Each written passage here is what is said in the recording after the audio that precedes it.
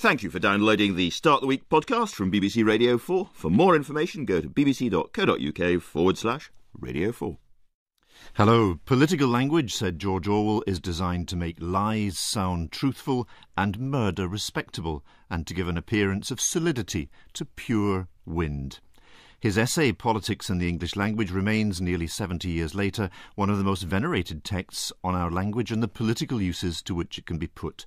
If Orwell's aim was to, quote, make political writing into an art, it's not difficult to imagine his scathing condemnation of today's favoured phrases, the squeezed middle, fiscal cliffs, big society, and so on.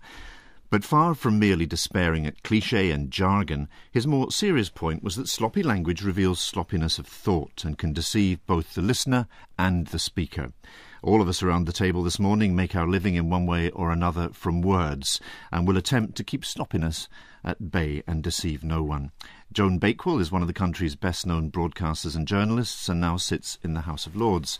Tim Montgomery is the founder of the website Conservative Home, and is often spoken of as the most influential Tory outside the cabinet. Philip Collins is a columnist and leader writer who has been as close as you can get to political language. He was a speechwriter for Tony Blair at Number 10. And Chris Mullin, a Labour MP for more than 20 years, has published a series of very illuminating diaries of his time in Parliament.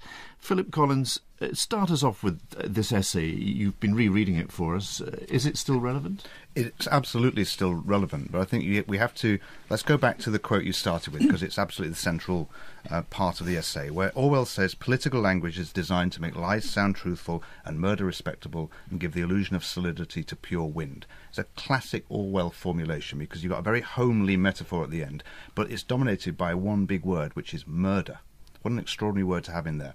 And it reminds us that this essay was written in 1945, and the things which Orwell refers to specifically in the essay are the British Empire, the Russian purges, the atom bomb. He writes of people dying of scurvy in Arctic labour camps. This is a grave moment in history when he's writing it. It's the same time that Hayek's writing The Road to Serfdom, actually, and that's the context in which this essay comes. We have to remember what Orwell says in Why I Write. Since 1936, every word I've written, either consciously or unconsciously, is against totalitarianism and for democratic socialism. Now, this is the scale of event that he's talking about. So when we apply the lessons in here about cutting out unnecessary words to doing a speech on when you're second last at the local government chronicle conference on the universal credit delivery mechanism, although it's all true, you can apply those lessons to much smaller events. We've got to remember Orwell's talking about really big things. Yeah, he's talking at a time when, for 10 years, they've been looking at the destruction of Western civilization, not abolishing the bus pass. That's right. We're making murder respectable, not the universal credit respectable, and that's very important. Orwell's really talking about language which is designed to legitimise appalling acts, as you see in his two late great books, 1984 and Animal Farm, where he develops the idea in which language encompasses a whole intellectual landscape. And what are his rules for good writing, for honest writing? His rules for good writing are: work out what you want to say, what words will best express it, can you think of a fresh idiom for expressing it, and can you say it quicker, and can you avoid unnecessary ugliness? And they are a fantastic template for good writing. There's a great checklist. If you ever write anything through from a corporate presentation through to a book, it's always good to go back to Politics in English Language, take those precepts and think, have I followed those things? And then one final thing Orwell says is avoid all these rules if by doing so you say something outright barbarous. So he's also saying language and writing is a matter of personality, that everyone's writing is a matter of for them, and you need a bit of you in it. So don't just follow my rules, get a bit of yourself into it if you can. Joan Bakewe, he reminds us that the English language is half French and half German, and he prefers the German half, doesn't he? He certainly does, and it's a very good rule to follow, in the shorter word rather than the Latinate construction, which in fact we all love because it's so easy. It makes your sentence sound grandiloquent, even when it's hollow, and that's a very good test. The Anglo-Saxon word is very important. He draws a comparison. He does a version of a piece of Ecclesiastes, the biblical, the authorised version, and then puts it in modern language, and the comparison, is ludicrous. It's hilarious, actually. It's very funny. There's something else about this particular essay. It's such an easy read, of course, because that's what good writing does. It just makes it easy to read. I'm interested, Philip, in what you say, because about it was a crisis of civilization, because all the words he uses in the opening paragraph, where civilization is decadent, we're in general collapse, those words are used of today as well. You know, we're at the end of capitalism. There's a global crisis in financial systems. So I'm not sure that there isn't always an apocalyptic sense in the political world that today things are worse than they have ever been. And that perhaps is something we should guard against, because actually we live in a rich country that's relatively peaceful and is doing quite well. Chris Mullin, he shares this with Winston Churchill, in a sense, who also had a feel for the oldest part of our language, the pre-Norman conquest part. Churchill was great at reaching back into the Anglo-Saxon core of the language, and as a result he produced rhetoric that was much more demotic, in a sense, had a much wider appeal. Is that a lesson, do you think, that the contemporary political dialogue could take? Well, it's also managed today.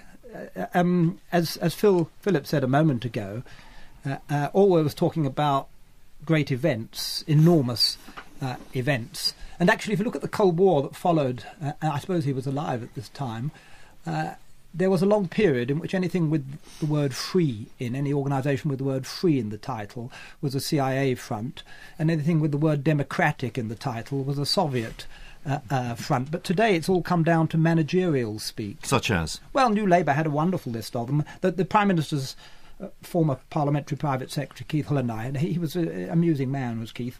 And I used to sit down and draw up lists of them. And I looked up the relevant page of my diaries and found a little list. Pathfinders, beacons, win-win, stakeholder, opportunities as well as challenges, joined-up government, partnership, best value. Oh, best value. I once had to go and give a speech when I was a junior minister to a conference of local government bigwigs, and the draft I was given contained the phrase best value 48 times without ever defining it. And I was expected to stand there and chant it like a Maoist with my little red book. It's so humiliating. I managed to eliminate in the very short time I saw it in advance about half of the references to best value. And wasn't best value often holding hands with new money? Oh, God knows what it was. I don't think I ever really worked it out. And there, of course, things like the US military have their own, even to this day, very sinister vocabulary, and the nuclear power industry. I looked up a nuclear power one from the time of 3 Mile Island. You remember the nuclear accident in America? Energetic disassembly. That's an explosion, a nuclear explosion.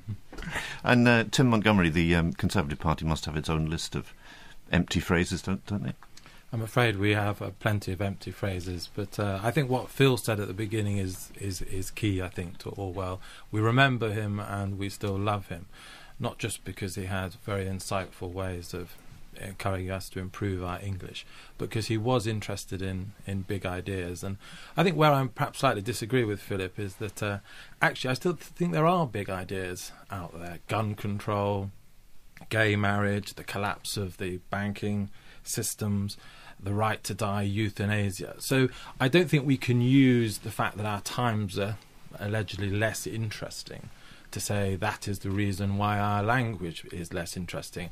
I think that there are other reasons perhaps why we have allowed, to use George Orwell's expression, we've allowed all of our words to be covered like snow. He uses a very vivid passage in this essay to say a lot of the words, a lot of the vocabulary is like snow falling across a cityscape. Rough outlines, colour is all disguised, either because people want to hide their meaning or they're not serious about words and their meaning in the first place. And his argument that before we get to the words, we have to have our ideas right.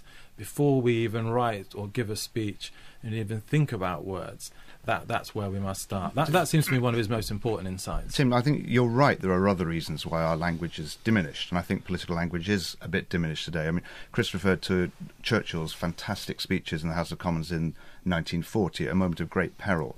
And, Alan, you said they were demotic, and by comparison with the 19th century speeches, they were demotic. By comparison with speeches today, they're quite flowery, but they're models of concision. They're beautifully written and they're perfectly constructed.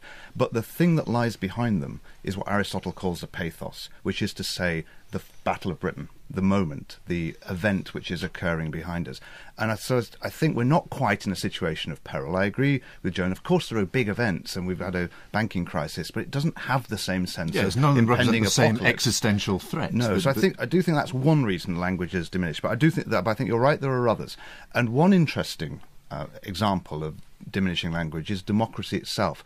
The word democratic has become one of the great euphemisms in the world, the Democratic Republic of Congo, and plenty of other examples. Yes. But democracy exerts a diminishing effect on language in another way too, which is to say that when Lloyd George was doing speeches, or Gladstone's Midlothian campaign, they were arguing to a smaller franchise. They were arguing to an electorate which was more evenly educated. So as a consequence, you could use Dickens and Shakespeare in the full knowledge that most of your audience would have read those writers. That's not true today. It's not true in a modern, wide democracy where you're talking to a much wider range of people. And, last point, you're talking into an atmosphere in which you're going to get 6 seconds on the evening news, whether you like it or not. The place where I learnt these very valuable 6 rules that he set out, they were true then and they're true now, was when I was an advertising copywriter. Now, one of the elements of the society in which we live is the rise of advertising and its power over the popular imagination. And advertising, you don't use complicated words. You do know what your message is. You have to encapsulate it in 10 words. And that was a very useful discipline. It applied to what seemed to me a pointless enterprise, which was to sell to people things they didn't want and couldn't afford. And that still holds true, but it has a huge impact. And that's where the tabloid press are very good. They use short, sharp words and the message gets through. The broadsheets like grandiloquent language, and that's not quite so easy for the popular imagination to seize on. Chris Mullin. So where's all this nonsense come from then, Joan, if it didn't come from the advertising industry? I think big organisations employ consultants very often, and the consultants have a lot of this nonsense in there. They write for other managers, so yes. The big language is there for managers to talk to managers, who presumably understand what it's about. But there is a vested interest in obscuring that from the public, because if the public knew what it was all about, they might be more suspicious. I think it's come from the business world, a lot of it. A lot of this nonsense, the brilliant examples you had before and are in your diaries, a lot of those are business phrases. And it's always comical to read any business mission statement, because every one of them will declare how they are unique and they do something that nobody else does, and they'll all do so in exactly the same language as every other company. And although it's... I think you can see the implication if I suggest that writers ought to be employed by companies to make their mission statements a bit more interesting, because there's so much dull language in business because people are scared of saying something. They're frightened. And that's also partly because they're using the same consultants, aren't they? They're using the same people to advise them how to speak, just as we have a political class at the moment that have all lived similar experiences. Orwell's potency is that he did always immerse himself in the subject matters that he studied. He went to Wigan to study the poverty of the time. He went to Spain to fight for communism. And then in being in Spain and seeing how fellow communists actually tried to denounce him, tried to raided his hotel room, stole his diaries, he became a critic of Stalinism and forms of communism. And that richness of his experiences, that willingness to even tried to be locked up so that he could spend a Christmas in prison, so that he could write about prison properly, it was that commitment to truth, that commitment to investigation, that made him interesting. And we don't have anywhere near enough people in the public life today who spend as much of the hard grind that's necessary to write well. Well, let's talk, since you raised that, let's talk about the quality of today's political discourse and the kind of people who are leading it. When you say we don't have enough people in public life today with the right kind of background, we do seem to have skipped a generation. We've gone from the generation of the Robin Cooks and the Jack Straws and the Blairs and the Browns to the generation of 20 years younger, the Camerons and the Osbornes and the Miliband's. Do you think that has brought with it a qualitative difference in the political language we use and what it signifies? I think there are a number of reasons perhaps why politicians all speak the same, but part of it is because, as you say, Alan, they're a lot younger. They haven't commanded men in uniform as previous leaders. They haven't run big companies. They haven't brought up, raised families. They're all actually still quite early in their life. 10 years ago, I know I had slightly different views than I had now. We're learning all the time, and I think there is an advantage of having politicians at the top of their game at the age of 50, 55, later, when they have that range of experiences which they can then apply to their speeches and their general discourse. Chris Mullin, the people who are running the show now in the House of Commons were special advisors when you were there. Well, it is a remarkable phenomenon that the leaders of all the three current main parties were elected to lead their party within 5 years of getting into the House of Commons. If you go back to the Attlee government, actually they were all far too old and exhausted, and they were, some of them were dying literally while they were in government. But now it's gone to the opposite extreme. Can I just quote one thing that Orwell says in his essay, which I think puts his finger on part of the problem? Orthodoxy of whatever colour seems to demand a lifeless style, and that's the problem. When you're learning something off by heart, you don't actually feel it. You're learning a script, and of course all politicians these days, because of our electoral system, are aiming at the same handful of people, the hard-working families. That's the phrase, I believe, isn't it? So when did this when did this enter the soul of the political discourse then? I mean, what one longs for are politicians like Ken Clarke. There are a few of them around, who have sufficient... Boris Johnson is another. Boris is another. Actually, George Galloway... Anne Widdecombe. Yes, Anne Widdecombe is another. She's very clear. With sufficient self-confidence to say something outside the orthodoxy, including occasionally, without hysteria being organised, something that doesn't quite follow the line of your own party. All this comes, I think, with the professionalisation of politics. Because as Chris says, the parties are now concentrating on a very small group of the electorate, and that's totally rational of them to do so. And they've got a lot better at it. And one of the things that they've learnt over time is that you do not do yourself any favours if you display your splits and your differences of opinion in public. So the discipline and the choreography of politics has become a lot better. And that has the consequence of doing exactly what Chris quotes Orwell as saying, again, this lifeless conversation, because orthodoxy is demanded by current politics and people have got better at it. The politicians themselves are now much more professional than they were, which is to say all they ever do is politics. Now, it's not really true that they're younger than they were. Roy Jenkins was very young when he went into Parliament, but he ended up writing lots of books and having a literary life as well. And it's not that the current politicians are incapable of that because they're so stupid, but that politics is now all-consuming for them. They've done nothing else and they never do anything else. And then the last thing that I think has really changed political rhetoric is that it's essentially American. A lot of our political conversation is essentially American. The whole idiom of newness, new labour, of things being modern, which is one of the great euphemisms of our age, or 21st century this, it's all come from America, because we have a political class which is obsessed with America. And at the moment, we've got a revival of that with Obama. I've lost count of the number of politicians who've said to me, could you just write me a speech like Barack Obama? And I'd say there's no end to the ways in which you are not like Barack Obama. But it's hard to imagine a British political leader running on the slogan, yes, we can, because there would be hoots of derision. There would, partly because of the irony. I mean, Orwell's great passage about why we're not susceptible to fascism is because we'd laugh at it. It's also that we are a small offshore island on the edge of Europe and they are the United States of America. They can and we can't. The Americans still have a certain reverence for the institutions of government, if not always for the individuals in it, that we don't. I mean, the difference is, to me, is between the West Wing and the thick of it. They have the West Wing, yes, which depends upon the audience revering the office of president. I think that's and we have the thick of it. That's the secret of Obama, I think, is that what Obama can do is something that no British Prime Minister can do, because firstly, he's President of the United States of America. But secondly, crucially, he's a black man, President of the United States of America, and that's a big story.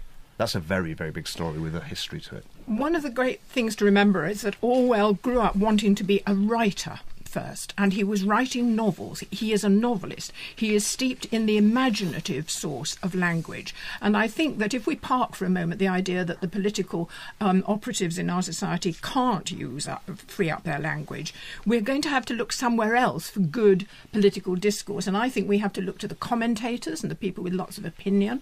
Incidentally, Polly Toynbee did a George Orwell herself and went to live on the minimum wage for a period of time and then wrote about it. So that arena, and also the imaginative writers. I mean, Wolf Hall and Bring Up the Bodies is a great political book. And we need to look for people who can invest political conflict with imaginative sources of ideas rather than the infighting between parties. Tim Montgomery. I agree with that, and I think, Alan, you just mentioned the thick of it. You mentioned the West Wing. A lot of course, Orwell did not live in an age when we had these different forms of media, and it is in drama like Borgen at the moment, which is captivating the Westminster Village, showing the story of how coalition government works in a way that I think political writing struggles to do. And that is what is, I think, changing the nature of political debate. Let me pick up on something that Philip said, which was about the increasing professionalisation of politics. Now, all the politicians are appealing to what they call the centre ground. The bigger price they pay for that increasing professionalisation is a sense among the general public that they're more and more distant. There's a general disaffection that's setting in that wasn't true, perhaps, when you, Chris Mullin, entered Parliament. No, actually there was always language around that in the 1970s when I was first active in politics, and the media had to take responsibility for this, including, I'm sorry to say, the Beeb. The Labour Party were always divided into moderates and extremists. So those of us who were not keen on nuclear weapons were extremists, whereas those who were very keen on nuclear weapons were moderates. And that's kind of Orwellian, isn't it, I think? And we went through that for a very long time, and it did damage. I mean, the politicians may not actually be wrong in doing what they're doing, because they are, as Philip says, aiming for a very small part of the centre ground. And they've got focus groups out there who are finding out what this centre ground think, and it's a bit scary. If you read Philip Gould's book about what his little bunch of Daily Mail readers in Watford... Watford? Yes. It was Watford. It is Watford. Watford, yeah. yes. We're saying, God, you'd be very pessimistic and gloomy for the future. But there's a kind of dog whistle in those terms, moderate and extremist, for example. The dog whistle is moderate, brackets good, extremist, brackets bad. Tim Montgomery, Orwell talked about fascism and said the word was bandied around by 1946 so frequently, applied to anything the speaker didn't like, really, that it lost all meaning. Is the same true of terms that we take for granted now, left and right, for example? Left and right, I think, are increasingly meaningless expressions, and one of my least favourite concepts is the idea of the centre ground. It sounds so warm and a place where every politician should be, but actually the centre ground is really, for me, a conspiracy against the public. I don't know any member of the public who lives on the centre ground. Most of them live on the right when it comes to issues like crime and immigration and tax, and they live on the left when it comes to questions of the National Health Service and pensions. And what we lack, I think, in the targeting of Philip Gould, the targeting in Watford that Chris has just described, are politicians who are big enough to escape the constraints that these linguistic terms put on politicians. And Boris Johnson is that kind of politician. I think people love him not just because of his blonde hair, but because he has a ability to speak in big ways, most obviously at the Olympics. He's able to cross normal political frontiers because of his self-confidence. But Tim, how many licensed fools do you think politics can contain? Because I love Boris's use of language. I think it's wonderful. And yet I think Boris, like all mavericks, they need all the dull people around them in order to be a maverick. Otherwise the very term doesn't make any sense.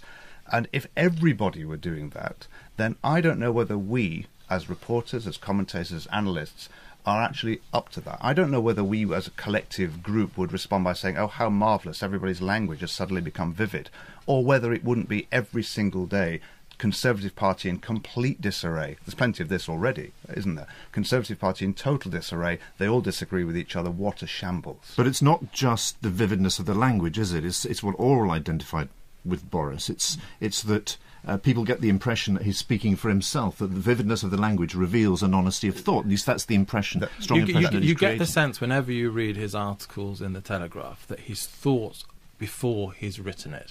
He uses expressions that no other politician would use. He fulfills that basic Orwell's piece of advice that you have an idea before you write. No, Tim, I think it's the opposite. And lots of metaphors too. Metaphors and jokes pile in a Boris column in a way that wouldn't pass muster by any of the speech writing criteria. I think it's the opposite. I think you get the impression that he hasn't thought before he's written.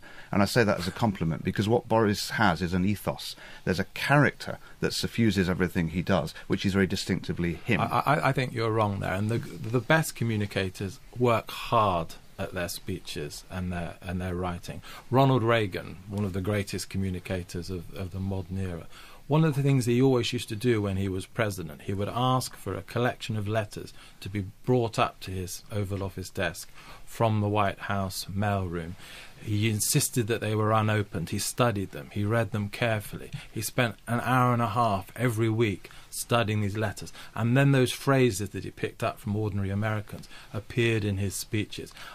Boris, he's very late to the deadline, as any Telegraph editor will say, but he still works at his writing. But Philip, can I just say, you get the impression, not that he hasn't thought about it enough, but you get the impression he hasn't focus grouped it, that it's coming from himself. And this set in the last Labour government, arguably, the sense that everything you heard was we as the electorate were being spun. Boris has leapt over the idea of spin in a sense, and you don't get the impression. He may well be spinning us, but one of his great strengths as an orator and a public figure is that you don't get the impression that you're being spun. That's absolutely right. I mean, the classic book on rhetoric is Aristotle's book, and he says there are three components to any great speaker or communicator. There's the pathos, which is the moment. There's the logos, which is the argument that you use. And then, crucially, there's the ethos, which is the character you portray. And that is something sort of involuntary. It's the hardest bit to do, because if you can't give yourself a personality very easily. And what I mean by saying Boris is kind of affectless and thoughtless, I don't mean that facetiously. What I mean is everything he does contains this Borisness. And that's something that other people can't do. Now, I think he's very clever in using that. I think he's extremely clever in spinning it in a certain way. But you can't gift that.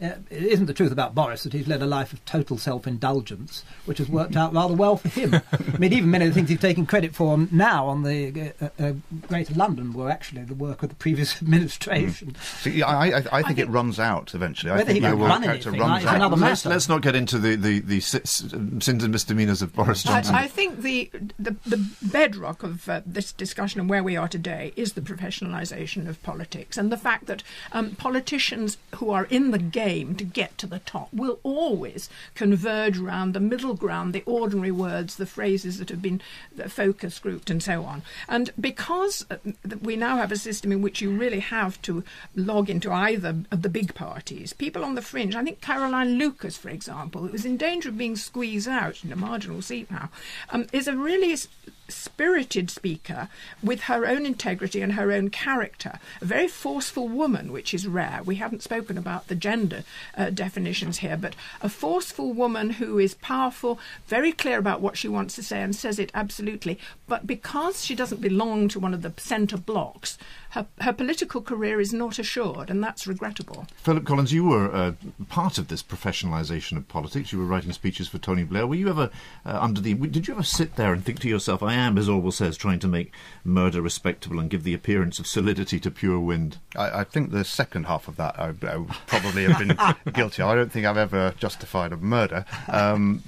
Yes, often I found that, as Orwell says, those prefabricated hen houses of phrases come crowding in when you're trying to find a good expression, and there's this ready-made political language there sitting on your shoulder saying, use me, and you always have to resist it. I had a long list of words that I would never use, some of which Chris mentioned earlier, and I'd have them up on the wall, so I ensure I never ever give us some examples then. Well, pathfinders, beacons, 21st century stakeholders, going forward, the modern world going forward, all this complete empty nonsense which just gets you through a speech. I mean, Chris's diaries are full of him turning up at some overheated room somewhere and reading out a load of nonsense written by somebody like me, and I tried not to do that. Chris Mullin. Well, the thing about Blair, actually, was that he was actually a great communicator, and on the whole, he did not speak in slogans. He has to plead guilty to one or two things, like stakeholders and so forth, which I think he had a lot to do with. What always used to amuse me, however, is that when for one reason or another, he came out with a new phrase, was how quickly all the acolytes, one or two rungs down, who clearly never heard of it until the day he uttered it, suddenly would be on Radio 4 talking about it as though, they'd been thinking about it all their lives. I remember when stakeholders was first mentioned, which I think was at a conference of Chinese businessmen in Singapore, hearing the next day all our folk here explaining what stakeholders really meant. And I ran into Chris Smith, a very intelligent man, and I said, when did you first hear the word stakeholders? And he said, in the company of a number of very bemused Chinese businessmen in Singapore. The Conservative Party had exactly the same problem. I remember when Ian Duncan Smith was leader and when he launched his big focus on social justice, they had this expression, helping the vulnerable. And no press release could then be issued from Conservative Central Office without this. So when we were talking about parking tickets or parking fines, we are going to help the vulnerable to clamp down on this terrible crime. And it can definitely be taken too far throughout. But there is a real problem in here, is that you're always searching for a shorthand to encapsulate what you're trying to do. And that effort to find that is not disreputable. And how has that been exacerbated by television, which is something that George Orwell didn't have to think about, the reach of television, which radio in his day simply didn't enjoy? Absolutely enormously. Time was when your whole speech would be printed verbatim in the Times the next day. That's not so anymore. You know that you're going to get a few seconds on the evening news if you get anything at all. So some writers start from there. They start from the catchphrase, what we now would call the soundbite, but it's a very common part of communication. I mean, Orwell is full of quotable sections which are his soundbites, and we've used some of them now, or to be or not to be, which I know is not Orwell, but it's a great soundbite. And some people start from there, and they try and build the speech up out of there. I could never do it like that. I was a bit more like Jacob Epstein once said, when a sculpture he did of Ernest Bevin. They said, how do you get such a great likeness of Ernest Bevin? He said, well, I take a block of marble and I just chip off every bit that doesn't look like Ernest Bevin. And I slightly write like that, but you're always trying to find the encapsulation, because you've only going to get a few seconds when it comes through on TV. Joan? I don't think it's surprising that the modern communications have increased the problem here, because the BBC itself is very guilty of many of these things. I mean, we talk about television, they talk about vision. We talk about radio, they talk about audio. They are themselves guilty, and they have a whole set of phrases that are known only to BBC people. Knowledge stakeholder routine, a genre operational spine, delivering quality first, a great statement, which actually means cut. So the BBC itself, with all its acronyms and management speak, is guilty of the very thing which their broadcasters should not be practising. Chris Mullin. The Tories have come up a couple of years ago, and they've used them mercilessly ever since, with two phrases that have served them very well, and they clearly sat down around a table and thought about it in 2009, I think, and they are Gordon Brown's debt and the mess that Labour left us. Those two phrases featured in every Tory spokesman's interviews and speeches over a very long period, and actually the polls show that they managed worked, to didn't it? That's the pretend point. that really it wasn't a global crisis at all. It was something that only affected Britain and had only been caused by the previous government. But it was fantastically effective. The idea took hold. Yes, a fair that Labour had swathe. spent all the money in the good days. Not everybody, but a fair swathe of the British public bought that. It's wearing a bit thin now, but it's served them well for 2 years. You have to remember in politics that most of the time nobody's listening. So unless you say something 10 times, no one will have heard it. So you have to, because if you don't repeat that message, then someone will say, well, you've changed your message, you're no longer consistent. So again, it's part of the logic of modern politics, which does tend to diminish the language. It's completely understandable why people do that. But we've gone further than television now. We've gone into the age of new media, Twitter. Tim Montgomery, you've been tweeting already this morning. I follow you on Twitter, and I picked up two of the things you said this morning. How has that contributed to this process that Orwell described? I think there are good and bad aspects of social media. The good thing is that there is enough space on the internet for the speeches that Philip says are no longer printed in the newspapers to appear. There's enough place on the internet for people to tune in and listen to a whole speech, rather than a BBC 6 o'clock news editor to only put a clip out. So actually what the internet is giving people is access to a range and a quantity that they've never had before. At a public meeting, you can go and perhaps your question will be called and you can ask one question, and then you don't have a right of reply. In a blog and a social media, conversations could be thick and rich. They can go on for a very long time. The problem is, of course, at the moment is whereas millions consume the 6 o'clock news or the Times, only a few people log into the political micro websites where this detailed discussion is And is happening. the balance of that going to shift, do you think? We're at a very early stage of what I think is one of the most important revolutions that has taken place for a very long time.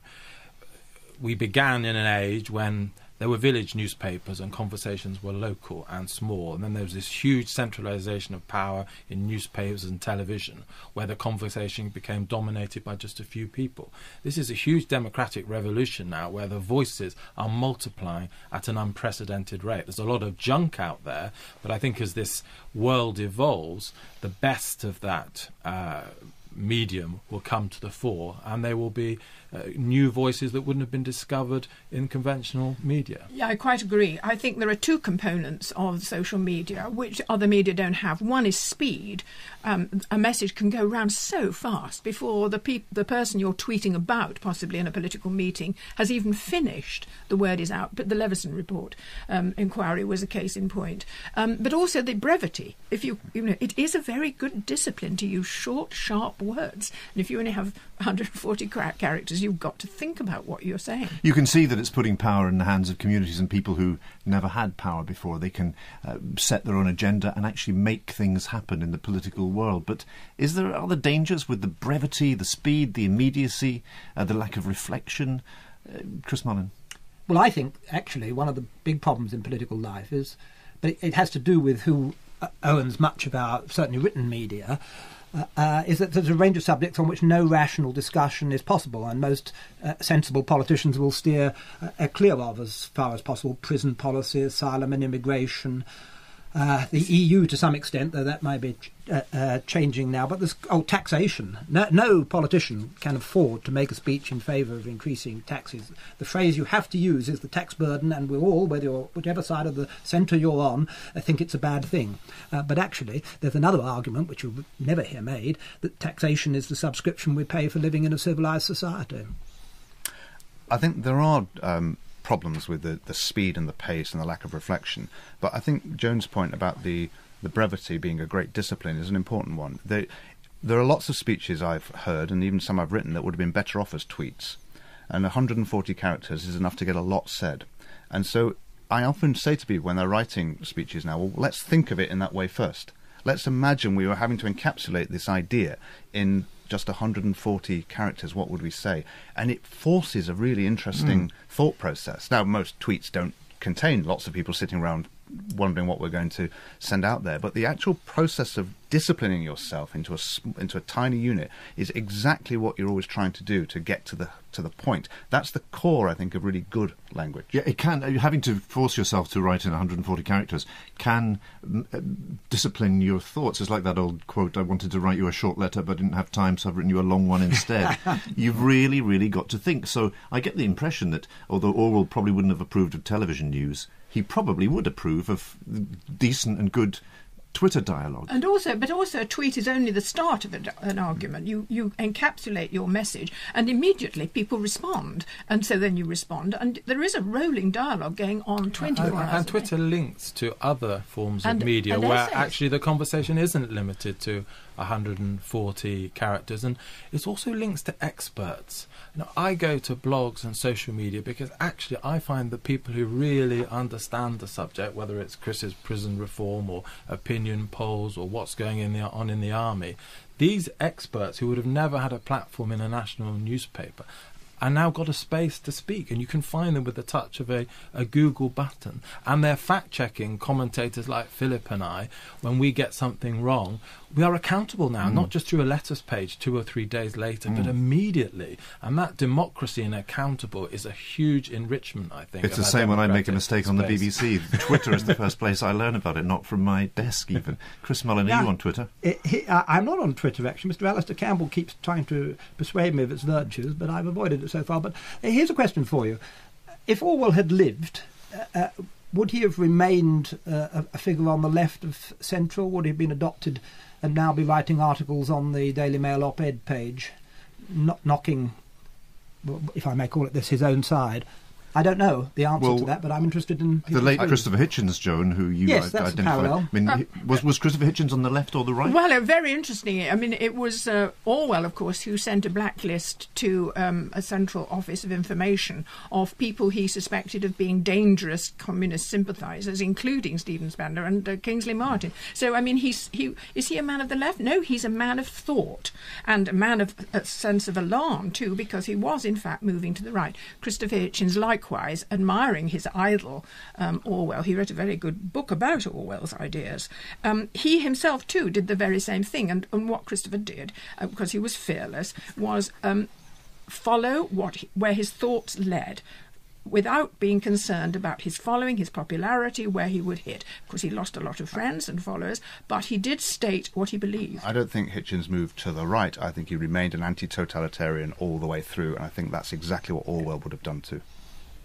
Chris Mullin.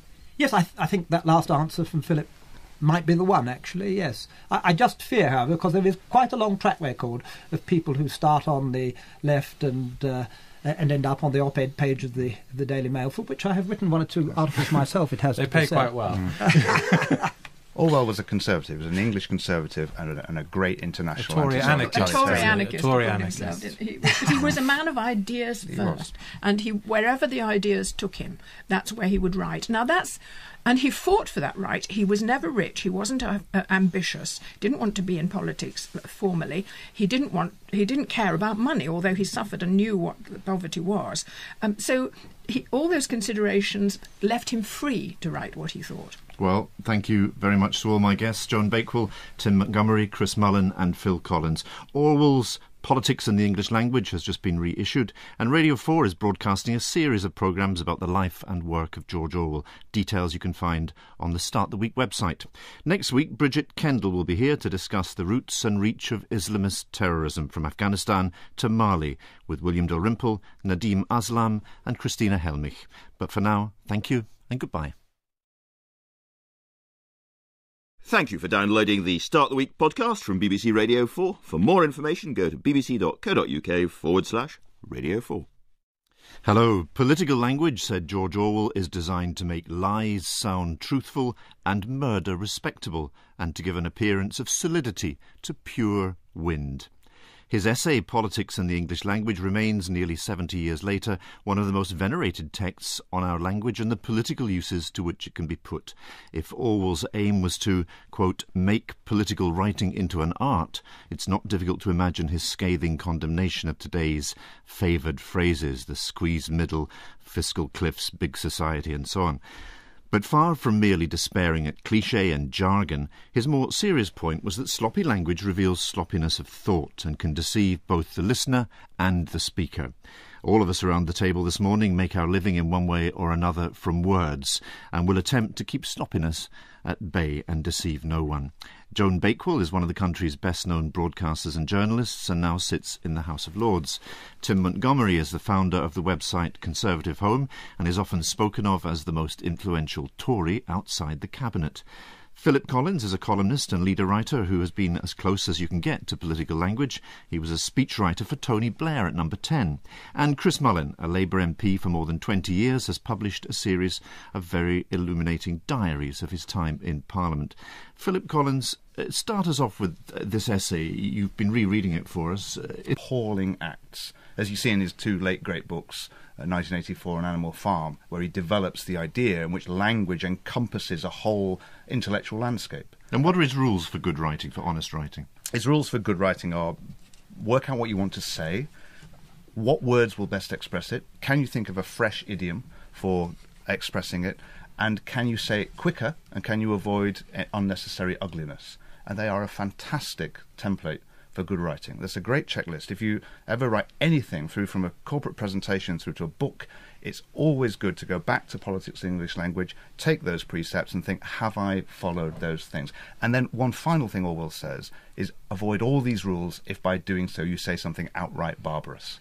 So he's also saying language and writing is a matter of personality, that everyone's writing is a matter of for them, and you need a bit of you in it. So don't just follow my rules, get a bit of yourself into it if you can. Joan Bakewe, he reminds us that the English language is half French and half German, and he prefers the German half, doesn't he? He certainly does, and it's a very good rule to follow, that in the shorter word rather than the Latinate construction, which in fact we all love because it's so easy. It makes your sentence sound grandiloquent, even when it's hollow, and that's a very good test. The Anglo-Saxon word is very important. He draws a comparison. He does a version of a piece of Ecclesiastes, the biblical, the authorised version, and then puts it in modern language, and the comparison, is ludicrous. It's hilarious, actually.